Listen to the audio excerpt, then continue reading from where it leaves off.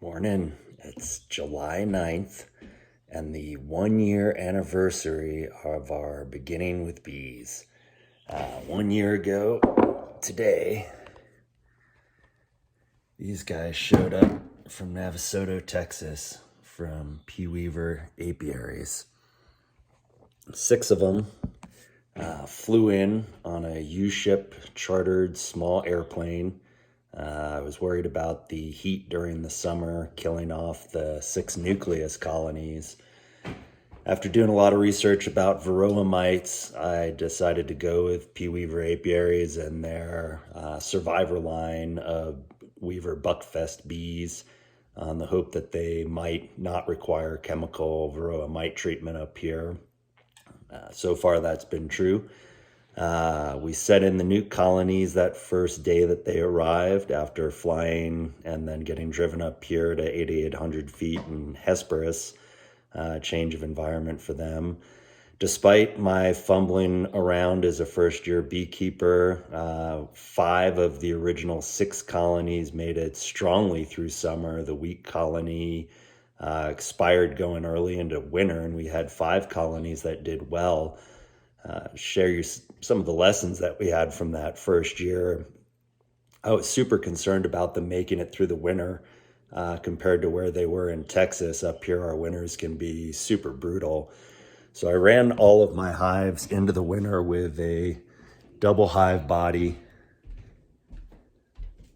and allowed the bees to store a ton of honey in there and fed them heavily as we were going into winter. And this is where the disaster came for me in the middle of winter. I was feeling super great that all 5 hives were strong and doing well. And then as a long-term winter camper, started to become paranoid about condensation buildup inside the hives. And I drilled these holes in the middle of winter when we started getting a huge snowpack in. And that seemed to help with the moisture level buildup that was going on. I also had these hives tilted on a pretty steep angle to facilitate the moisture coming out.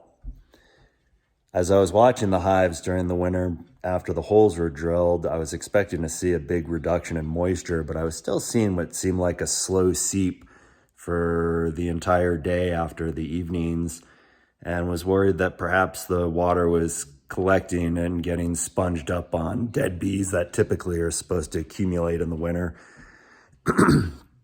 So opened up the hives early spring when we had a little bit of a warming trend, broke all of the seals on the Acropolis that connects each of these hive bodies together. Got in, scraped out all of the dead bees that you would normally see on the bottom board, thinking that would create better ventilation, which it did. Unfortunately, I was not smart enough to remove the elevation devices I had put the pieces of wood underneath to keep these hives at an angle to facilitate the moisture draining. So first windstorm and snowstorm that came in early spring rocked these hive bodies pretty violently, and they broke apart and then slid off their bases, and I froze 3 of the remaining 5 hives right as we were going into spring, and they had successfully made it through the toughest of winter. So that was a horrible feeling coming back and finding those hives split open, and we pulled them apart. We pulled the frames out. I've been using those frames to make splits with for resources, but it was sad to see those girls frozen in place. The snowstorm that came in and the wind was pretty impressive and just decimated those hives. So heartbreaking after having them gotten through that far. So this spring, I've been aggressively working on splits off the 2 remaining hives instead of having to start with nukes again. I've been pulling 2 to 3 frames of brood and adding resources from the hives that I killed off accidentally this winter. And so far we've done 4 splits. We just opened the queens up yesterday, or 2 days ago, for the second group of splits we made.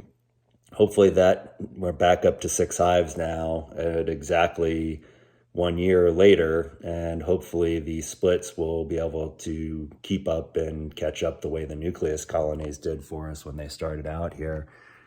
Thought I'd share a couple lessons and things that I super dug, and obviously my big mistake was the freezing issue there. But real quick, some gear stuff. First year wore this and can't say enough good things about this bee suit. It is super breathable, no sting issues, very comfortable to get in and out of. Totally dig it. So 2 thumbs up for the Zephyros Natural Apiary bee suit. I did spend in the beginning almost the whole year wearing these super thick gloves that goes with this suit. They make thicker ones than these, and these are really hard to work with. And after watching Devin Ray on his channel using, and a lot of other people just using rubber gloves, these things are amazing how much dexterity you can pick up compared to the leather ones, and you will find that you irritate the bees much less by better handling than having the fumble fucks that happen with these kind of gloves. Other thing I learned, I think it was from Devin also, he was saying people kept asking about his overalls and his magnetic attachment belt. Well, I just bought some magnets on Amazon and I throw them in the pocket. And then when you have your tools, they just stick right on, and that worked great for me. They do fall out of your pocket when you take your bee suit off, so I just put them on the smoker when I'm done. 2 tools seem to be good, nothing too fancy. Can't say enough about how a bee queen cage can save you a lot of time. If you see her and you can grab her and get her out of there, you don't have to worry about damaging the queen when you're moving through your hive. The other part I would definitely recommend is this hive frame tool. Just makes your life easy, sits on the end, and then when you want to pull your frames out, just gives you a place to put them and keep them off the ground. I've got 2 of them. They're fantastic. Given that these hive bodies were so heavy to manipulate last year, once they filled up with honey, these things got super heavy. So this year we're going to go single brood chamber management and use supers instead of the deep bodies going forward. Switching over to the Mann Lake plastic frames. These frames, we must be building them wrong somehow or whatever, but we must be doing pilot holes that are too deep, but they seem to easily break apart when you're working on the hive, and it's frustrating when it happens. It slows you down, and it's an easy way to kill bees when you don't want to. That's it for our first year. Pretty interesting learning experience, and not an easy hobby to pick up. It's learn as you go in a lot of ways.